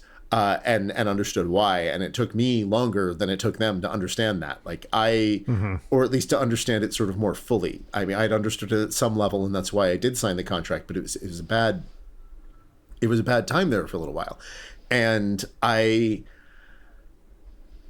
eventually realized that a tech journalist pretty much can't write this book, because what tech journalists often do is they will trade access to tech billionaires in exchange for any ability to criticize those tech billionaires. And also, like, tech journalists tend not to be scientific experts of any kind. And it takes some scientific expertise to understand exactly how wrong a lot of this stuff is. And a lot of the limits do ultimately end up coming from physics. The limits on these possible futures, and what I do know how to do, as you know, as a science journalist for years and years now, is I know how to call up relevant experts and say, hey, I have some questions for you about this thing that this other person said. How does this sound to you? Does it sound like they're right? If they're not right, why not? And can you explain it to me as if I was just born and don't know anything? Yeah, totally. Yeah. No, the access thing is that's I hadn't even thought about this, and it sounded like, I mean, given the number of declined interviews, access like you didn't even get access to a lot of the big people anyway. So who the fuck cares? Say whatever you want. Yeah, because access is not relevant. Yeah, I mean, this is why I have the list of declined interviews. You know, I knew. Right. Yeah, I knew that somebody might come at me and say, oh, well, you know, how dare Adam Becker say that Sam Altman is a fucking idiot? Yeah. Okay, to be clear, I do not in the book call him a fucking idiot. I just strongly imply that he's a fucking idiot. You were very diplomatic. Oh, thank you. A few times you go out of your way to be like, you know, so you say explicitly, Kurzweil isn't stupid. Yep. You know, he's not a total dumbass. Yep. He's just very wrong about this thing. Yeah. And that's an important, like, these aren't necessarily dumb guys. Some of them are. But they're not necessarily dumb guys.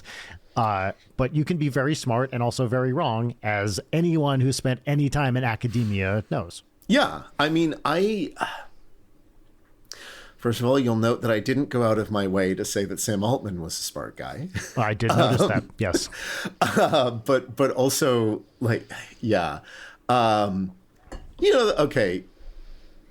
Do you know the movie All the President's Men, right? About Watergate? Yep. Yeah. Yep. Okay. Leighton? I have not seen it, but I've heard of it. Yeah. It's a good movie. And like, I think most journalists love this movie because it's a movie where journalists are heroes, right? Yes, that's right. Of course, yeah. Which, like, journalists love that because most movies that's not the case. And there's this scene in the movie where Woodward is going to talk to his anonymous source, Deep Throat, in a parking garage. And there's this line that he says, forget all the myths the media has told you about the White House. The truth is, these are not very bright guys, and things got out of hand. And I just kept thinking about that when I was writing this book. It's like, yeah, forget all the myths the media has told you about Silicon Valley. The truth is, these are not very bright guys, and things got out of hand. Like, and yeah, some of them are, you know, smart in some ways, but they are very, very wrong. And I don't remember how I got onto saying, you know, the source list. Yeah. Sam Altman is clearly good at something. I suspect that the main thing that Sam Altman is very good at is getting other wealthy white dudes in the tech industry to believe that he's really smart. And if you want to make an enormous amount of money and you only get to put like all of your skill points into one skill, that's a really good skill to pick. Yes. Yeah. But It's the Lyle Lamley skill tree of I got a monorail to sell you. yes. Oh God. Yeah. The monorail. I do have an oblique reference to the Music Man in the book. Because I missed it. Yeah, no, the there's a spot in the book where I say something like the real trouble, like the caliber of disaster that awaits from the real trouble in Silicon Valley. Oh, I see. Yeah, just, you know, you got trouble. Yeah, I just watched it. I love that movie, but it's great. It's so great. Yeah. But yeah, that's why I have the list of sources in the book. Is so if someone's like, why did you say that Sam Altman believes this horrible thing when, you know, Sam Altman has, you know, I just talked to him and he said this other thing. Like I asked to talk to him. Yeah. I wrote down a couple other things I just want to mention here real quick. I did also, but Brian, you go ahead. The only thing I'm going to say, I was curious. Tell me if you think this is an insane comparison, Adam. So with these, you know, you make a point about people making these predictions. They have these very large exponents, and they're multiplying, you know, large numbers by small numbers. And if you're off by just a little bit, then you're completely fucked. Yep. And a lot of this just kind of resonated with me, like people trying to predict probabilities in the multiverse. Yeah. Where it's like these guys, these cosmologists, if you want to call them that, but I think they would call themselves cosmologists, who are, okay, so real quick, for those of you who are not physicists, which is most people listening to this. Hey, Brian, do you have a PhD in physics? You know, actually, it's interesting you mentioned that, Adam. I actually do. Really? Yeah, I know. I don't like to talk about it. I keep it pretty close to the vest here. So people, there's a version of a multiverse idea, which is the universe is kind of expanding forever, and anything that can happen will happen an infinite number of times. And so when you try to say things about, you know, how likely is it that the universe will have, you know, 3 spatial dimensions and a Higgs with this mass and blah, blah, blah, blah, blah, you know, what's the probability of that? Well, you can't really talk about probabilities because there's an infinite space of possibilities. Yeah. And so people have and continue to spend a long time trying to figure out how to change infinity to not infinity, basically to make sensible predictions. And as Adam said at the beginning of this episode, there's one universe, and you can't really, as far as we understand it, make meaningful statements about what's the probability that we live in a universe with three spatial dimensions, because we have one data point and who the fuck knows. And there's a lot, endless debates over how do we measure probabilities? Is there a sensible way? I mean, to be fair, people will say, is this a sensible question at all? There are, you know, I think serious scientists who are trying to answer this question and doing it in good faith. There are also people who are saying insane bullshit. And this whole discussion of trying to predict, you know, this future when we have an infinite number of futures available just in our own one universe, maybe not quite infinite, but a very large number. Really, I was like, oh, that feels like what the cosmologists, the multiverse guys, are doing, where they're trying to make statements that they really, seems to me, shouldn't be making. Yeah. Yeah. So I talk so the multiverse probability problem that you're talking about, it comes up in my first book, and I talk about it there, and that was, you know, fun. In this book, one of the things that I kept coming across, and it's one of the reasons why I ultimately realized, oh, I am a good person to write this book. Of course, realizing this after I'd committed to writing it.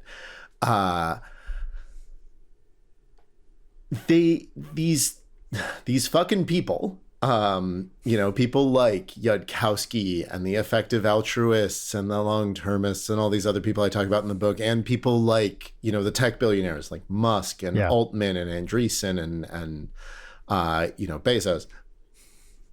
It's such a alpha move to put the word effective in your name. Like, what a cool guy thing to do. Like, this is the only effective way to do this. Yeah. Or like, it's like naming yourself, it's like naming your group something like, I don't know, the rationalists. Like, we're the correctists. Do you remember the brief moment when some skeptics organization voted to rename themselves the Brights? Oh God, yeah, I do. Fucking, do you remember that? I do. Come on, what are you fucking doing? That's like people who can't let go of being in the quote unquote gifted and talented program when they were children. Exactly what it is. The overlap of these fucking people in that is nearly a perfect circle. Oh yeah, and as a recovering gifted child, aren't we all? Yeah. Yes, exactly. But no, I they treat math, all of these people treat math as though it's some sort of like incantation. And as long as you've got like some math to back up whatever it is that you're saying, it means that you can't be proven wrong. Or it proves that you're right in some way. Right. And so of course, like you get some people who are taken in by that, and some people are like, oh, math, I don't know. And then, you know, my thing in the book is to sort of go in and say, oh, math. Yeah, I can do math. I don't like your math. I think your math sucks. You've done it wrong. I forget the specific part this was in, but sort of you attempting to drill down on like a statistic that someone was throwing out, where it's so 10 to the 39 versus 10 to the 40, right? That or some number like that. Yeah. Just like. Well, this is something I always found. I don't know if you found this, Adam, when you were writing papers. You have your idea, you write it down, you tech it up, you have a little paper, and you're like, look. It's science. It looks so nice. And how could it be wrong? I put all these equations in it, and it looks pretty. It looks like a paper. This has to be, you know, it's great. And I always found it very easy to get distracted by how pretty the math looks. And I can totally understand why people who have no idea what they're doing, it's like equations on a blackboard in a movie where you're like, what are you do? That's an exponent, you moron. You know, like, what do we do? We talked about this on the show a lot. Like, don't write that down. You don't know how to write that. And for it smacks of people who don't know how to writing math and being like, fucking look at these symbols. That's a Greek letter. You get that? You know. Yeah, and I mean, the delta means change. Actually, which is why I won't stop using it. Yeah, there is so much of this, right? Like, you know, there's this like they come up with formulas to talk about the effectiveness of various ways of, you know, like the effectiveness of different things that you could do to try to make the world a better place. And these formulas, it's like Drake equation type bullshit, right? Yeah, I mean, like, look, the Drake equation is a reasonable way of like trying to come up with some sort of estimate of something, but like it was never meant to be anything super strict or rigorous, right? That's what I mean. That's what I mean. Exactly. Yeah. And these guys, I don't know, they crawl so far up their own asses that they can see out their noses, and they think that they've done something deep, and there's nothing there. And like Leighton, I think, correct me if I'm wrong, the part that you were referring to, I think I get to say, Brian, I think you were wrong. Which is one of my favorite things to say. I love it. But yeah, it's actually the first time it's ever happened. Interestingly, that's true. That's true. The part of the book where I asked someone like, "Hey, where'd you get this probability estimate?" and he basically said, "Oh yeah, what I did was actually I took my hand and I put it very far up my own asshole, and out came a number." And like when he said that, this is the part I was talking about, sort of like into the like, oh, I said 1 in 6 for the next 100 years. Actually. Yeah. So we agree that I was right about this, but moving on. Yeah. I just thought that the thread of what you brought up was also interesting, and I was willing to let it go. No, please, I encourage your voice, please. Adam is more of an ally in this situation than you are, Brian. I didn't think that was possible, but I guess you're right. It's because get out allied, idiot. Once again on my own fucking podcast. It's because I'm younger and therefore more woke. Yeah. Yeah. Right. That's just math. But it's just math. It's just math. You're an effective ally. Yes. That's EA. Yeah. God. No, I mean, like the fact that he said that to me, that he was like, "Oh, I pulled that number out of my own ass." We were on a video chat when he said that to me, and I was like, "Okay, keep it cool, like, poker face." It's a number. It's crazy. Yeah, I mean, these things mean something. Yeah, digging your fingernails into the meat of your thigh while on a call of like, all right, focus on the paper. Yeah. Brooking any reaction to this, it's fine. Exactly. Now, am I remembering correctly that he also, he does say, okay, it's not meant to be super precise. It's like sort of an order of magnitude thing. Right. This is the guy in Oxford, right? Yeah. But he also, like, this is the context here is like, he's saying, oh, this is why I think the danger to humanity from AI over the next 100 years is 50 times worse than the combined danger from climate change and nuclear weapons. And okay, first of all, you're an Oxford professor. That gives you a fair amount of clout. When you say shit like that, you have a responsibility. Absolutely. It's irresponsible for you to say something like that without like good justification. So what's your justification? His justification is it came out of my ass. Yep. And that is not good enough. No. And for a public that has no rigor in investigating things, it's the sort of thing you see all the time in headlines where it's referencing some scientific paper where the headline is completely different, pulled out of their ass even. This is not the conclusion that the paper comes to, and there's no evidence for this, and then people take it at face value. A layman sees math from an Oxford professor and says, well, credibility. Yeah. And real physicists, real scientists who use math, when you're doing it right, you are checking every single fucking thing to the most precise version of it possible to make sure that the number you're writing down is correct. And you acknowledge your error bars. Like there's literally like a way to acknowledge uncertainty in data, right? Yeah. Anyone who deals with data knows about this. And to just come up with a number and present it like, okay. Right. It's about that. Also and only not to be able admit to it, quantify the uncertainty. That's crazy. Yeah, and to only admit it after being called on it. Like, so you knew that this was enough of a bullshit number that you didn't preface it by saying that it's a bullshit number. Only when someone actually asks you where the number came from do you admit this. And then you and your asshole friends end up setting policy because now you're in the government for some reason. Okay. Exactly. Yeah, like this guy testified before the UK Parliament about this shit. And is like seen as an expert on this, and then in the same breath, almost saying stuff that's just flagrantly, obviously wrong about global warming. Like I just and this is like why I wrote the book, right? I wrote the book because I got real mad about this stuff, which was bad for me. And so I wrote the book to try to like be a healthier person, and thought, oh yeah, so then what I'm going to do is I'm going to write about these fucking people, and then I won't have to think about them again for a while, because it's not like they're going to, become part of the government and try to take over the world or anything like that, right? Yes. Yeah. Instead we have a fucking tech venture capitalist disciple of Peter Thiel as a vice president of the United States. And that's totally awesome. And everything's fine. It is awesome. Yeah, no, it's great. Yeah. Have you, what pushback have you gotten on this so far? Like, as much as you want to say about it, but I'm curious, have people like really come after you? I mean, it's early days, right? Book's been out for like 2 weeks. Couple weeks, yeah. But you had, I was looking, you had reviews in the New York Times, and there was a Nature review too, right? Like, you have big placement. I read a Reddit thread. Did you? You know, Yeah. I did, yeah. Yeah.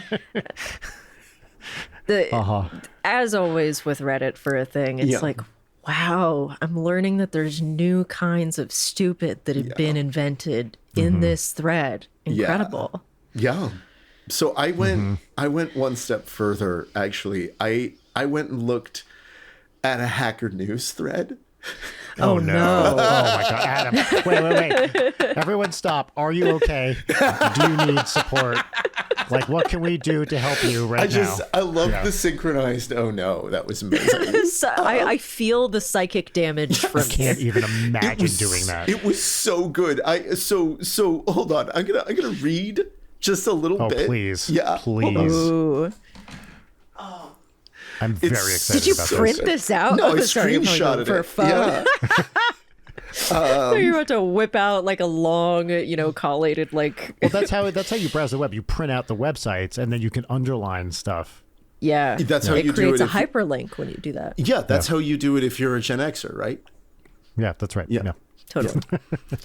It's my Fox News printout with 2 pages of ads that are like, how to make your dick harder. Celebrities who showed their pussies on Actually, camera. can you email those to me just real quick? Wow. That's a lot. It's gotten into me today. I don't know. I don't know, but It's probably the combined like 4.5 hours of sleep I've got. Okay, I got it. I got it here. This is very exciting. So they took the New York Times review and somebody put it on Hacker News. And to my surprise, a fair number of people in the thread, like it became like there were like 200 comments or something like that. It was a lot. And a fair number of them were people saying, oh, this seems right. And I'm surprised that anybody's disagreeing with this. I'm like, wow, you're way more optimistic than I am. Because like, I agree that it seems right. And I'm not surprised that people are disagreeing with it. But, this was my favorite one. Somebody said, this book seems insufferable, at least based on the review. Half of the review is trying to poke holes in why people won't live on Mars, and the other half is about how people trying to pursue goals such as this are self-serving and corrupt.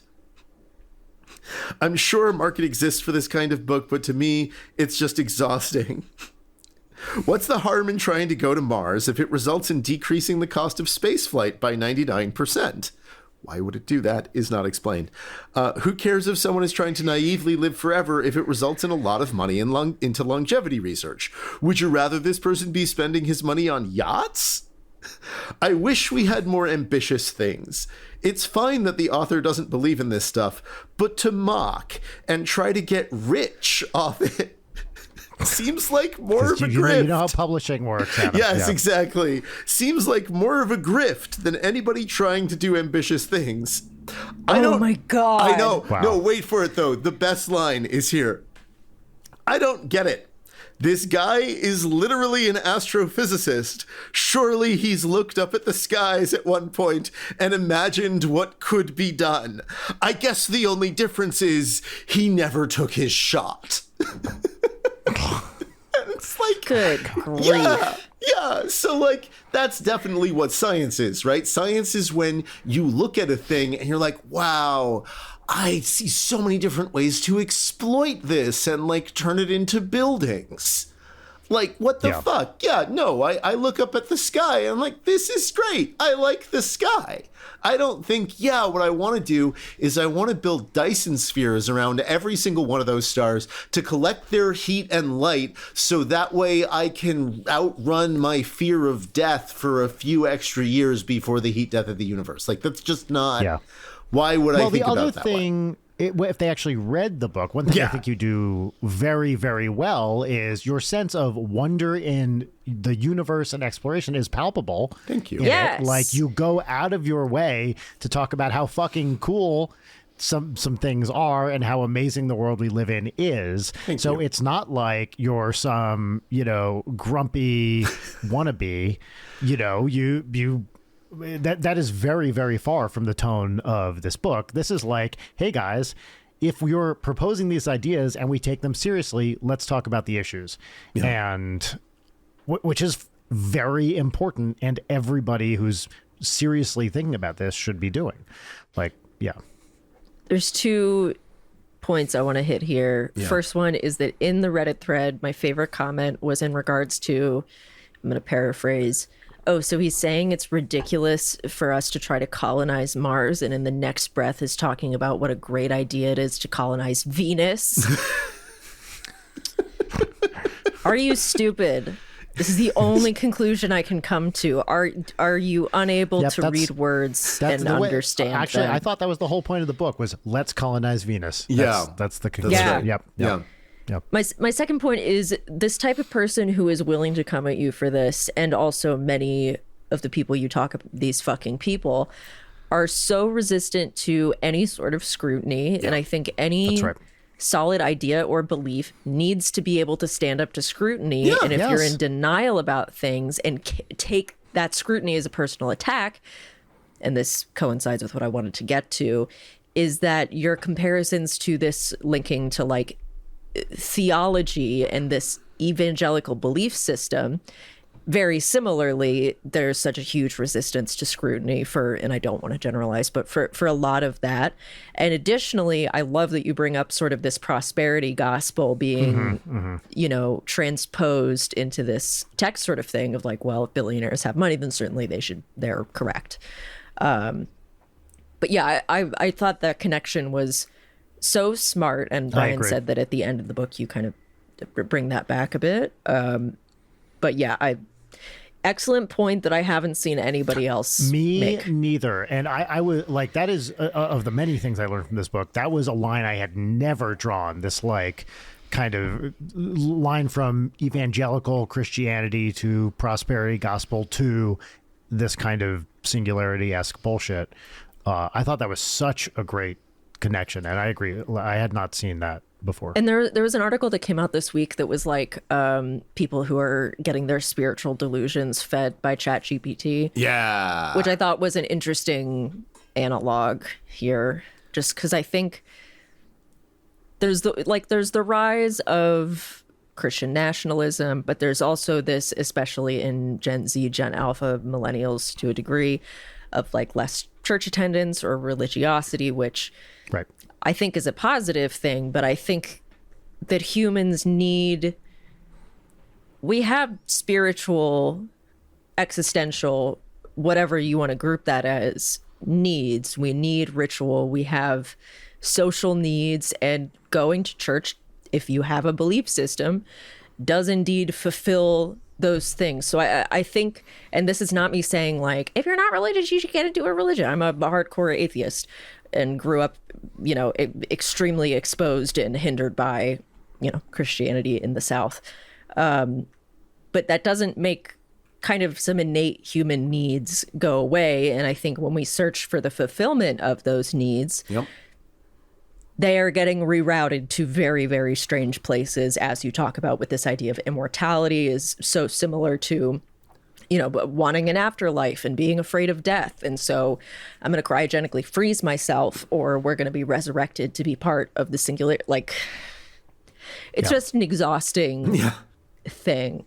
And I think similarly to how refreshing it is to see you talking about all these like insidious operators like Curtis Yarvin, who are having such an outsized influence on the most powerful people in the world, that this thread of religiosity in all of this is getting largely ignored, when it feels like such an essential, it's the fear of death. Yeah. We're all afraid of death. We all have a need to live forever in some way, whether it's through children, the things that you make, or I don't know, colonizing Mars or something like that. And I think that's something that anyway, I don't know. I'm just rambling at this point, but the scrutiny thing, just to get back to the thing you said first, just real quick, is this smacks of I'm not a scientist, because when you're a scientist, what you do is you show up to work and all your friends tell you how dumb and wrong you are, and then you figure out what's right. And this was That's my why experience. you left academia, right? That's right. Yeah. Well, it's because I didn't have any friends, but the whole experience of a scientist, and what's fun about a scientist, is you learn to have someone you really like with very positive intentions say, hey, I think you're wrong, let's talk about it. And then you talk about it and you figure it out, or you figure out why you can't actually say anything confidently, and then you let it lie and move on to something else. And the fact that these guys do not seem to go through this thing, and everyone around them is just like, oh, dude, fuck yeah, let's do it, is not how science does or should work. Yeah, I mean, they're really very fragile, right? One of the things that's always so rich to me about when they talk about like the snowflakes on the left, right, is that these people, you know, the people on the right and these people on the right specifically are very, very fragile. They have very fragile egos, and they can't. They think handle they're victims. And they can't handle criticism. And you know what I wanted to do is to grab them and like shake them and say, if you can't handle criticism, if your ideas can't withstand criticism, then they're definitely not going to be able to withstand the real world, right? Like if you try to do these things, and the ideas are not strong enough to withstand this kind of critique, then they're gonna fail. Because you know what's like way more brutal than any critique that I or anybody else could bring to bear is just reality. Reality is brutal. It's gonna tear these things apart if they don't work. Right. And if you don't like people criticizing you enough to the point that, like, I don't know, you buy an entire social network so people think that you're cool and so you can control political discourse. Yeah. Take all of your money and go do the thing that I wish more billionaires would do, which is just eat good food and not do anything and get on a boat and like go swim on the most beautiful remote beaches in the world. I don't fucking know. Just do something cool with like paint. Get really into plein air painting. The arts. Like make vases. I don't just fuck off forever. That's the thing. Like they could have done literally nothing. All they had to do was nothing. All they had to do was keep their mouths shut. And is there? Yeah, that's right. There's no better example of this than Musk, whose reputation 10 years ago was like sky high. Yeah. And then all he needed to do was not shut up, and now everybody hates him. Yeah. And it's like, dude, people would have thought like you would have gone down in history as like a big deal probably if you would just shut up, you know, kept to the stuff you were doing and then not worried about it. But no, you had to tweet big through deal it. in different way. Yeah, exactly. Like 10 years ago, I didn't sorry. No, I'm just going to say, for all of these billionaires in this circle, why can't you just enjoy a lifestyle that so few people would get to enjoy instead of wanting to take over the world and make life worse for literally everyone else? Yeah. Okay, so two things. First of all, 10 years ago, and like I feel compelled to say this, I am a hipster about hating Elon Musk. I hated him before it was cool. 10 years ago, I hated Elon Musk and had to explain why. And it was difficult to convince people. And like was that before or after he called the guy a pedophile? That was right before, actually. Before. Oh, wow. Okay. That was very early days. True hipster. Oh, yes, a true hipster. Yeah. No, I really, I really don't like him. But like, he's just made it so much easier for me. But the other thing is, like, I think they're sort of constitutionally incapable of fucking off, right? Like, it seems like they are driven by like some sort of deep pathology, right? Like some deep need that makes it impossible for them to go fuck off on a beach somewhere, right? Because they don't feel like what drives you to make that much money and then keep trying to make even more money and not feel like any amount of money is enough, right? It must be some sort of insecurity or fear, right? Yeah. Because it's more money than any one person needs. It's more money than you could possibly spend in one lifetime. They're not using it to make the world a better place. They have these deep-seated beliefs that they are making the world a better place, but they're just self-serving, right? And these beliefs come out of this same sort of fear, right? They are afraid that... Yes, because every one of these beliefs involves them making more money. Right, exactly. Right. Yeah. And so they're afraid that they're going to lose control in some way. And so they need even more money and even more power to dispel that fear. And there's nothing that's ever going to be enough for them. That's right. Yeah. Yeah.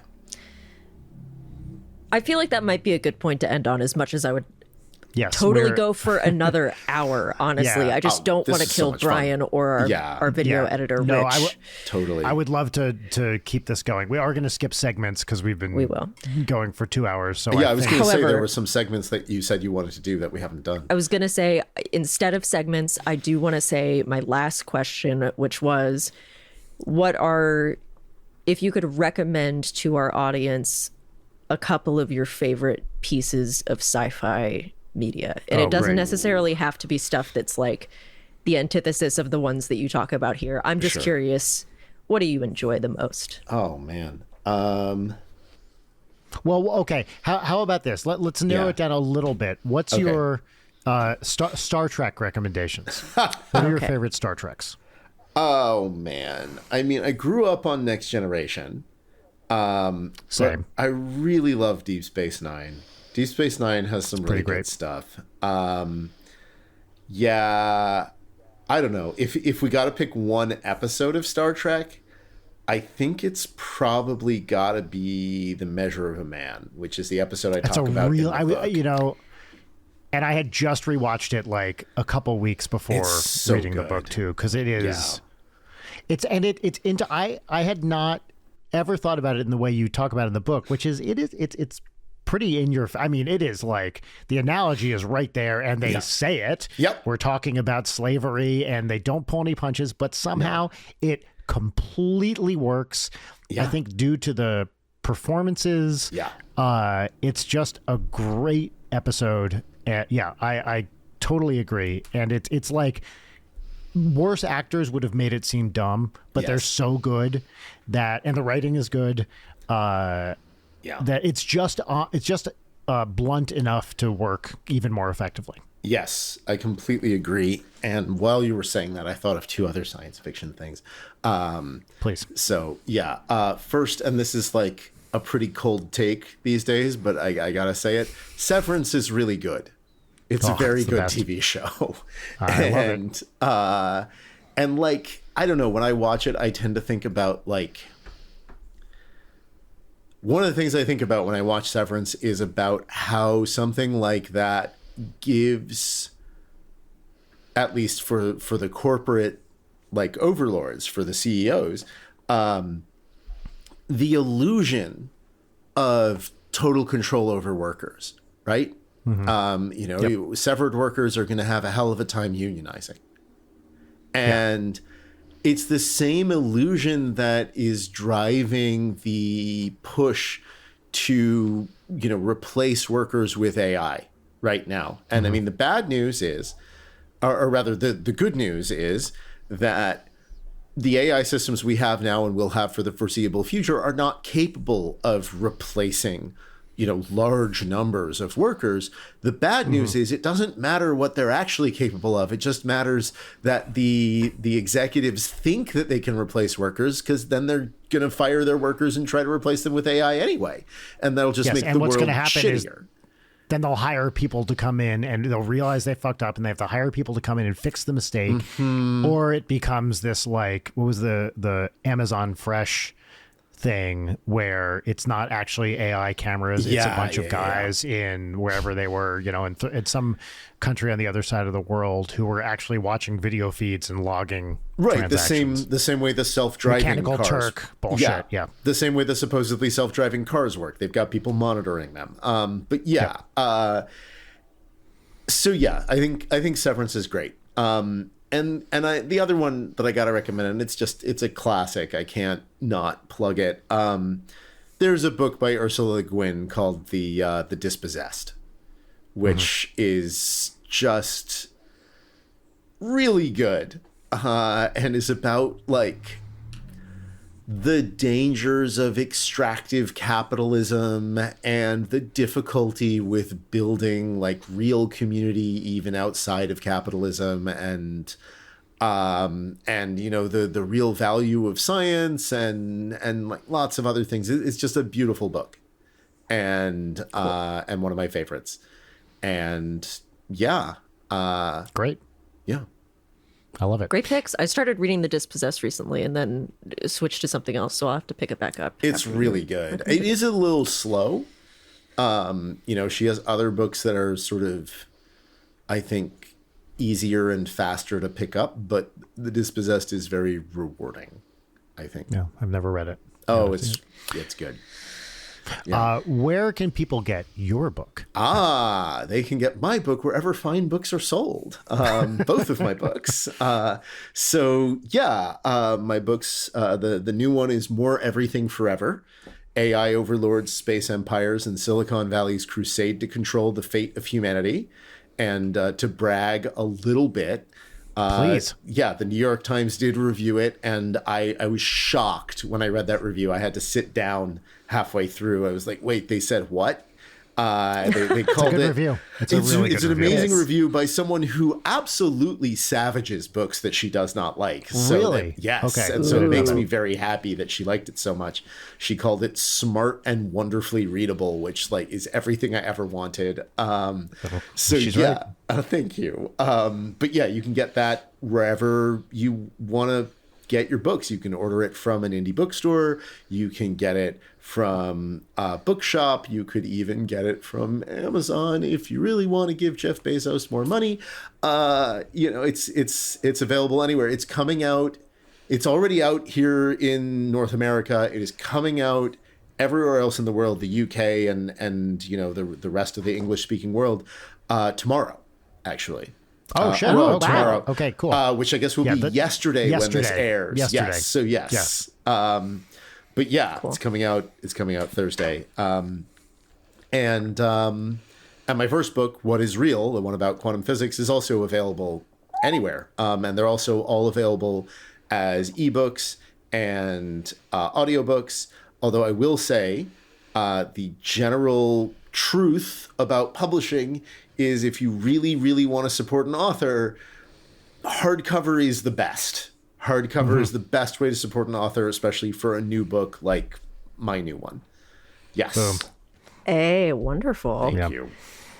Yeah. Well, Adam, thank you so much for being so generous with your time. Yeah, this really. is fun.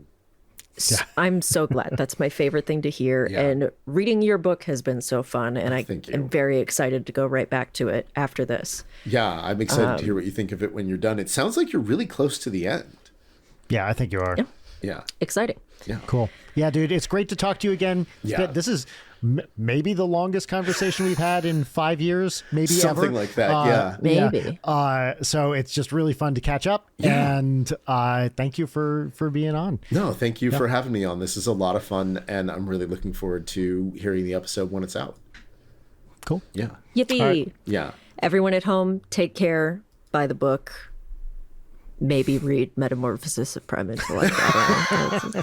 I really... If I wa- Let us know what you think. Good luck. If I wanted to place a pox upon your home in the form of a written text, then, you know, check it out. Well, I bleeped the podcast from when we started talking about that until right now. So, Amazing. oh well. Well, Yeah. beep, beep, baby. Beep, beep. Bye, everybody. See you next week. Bye.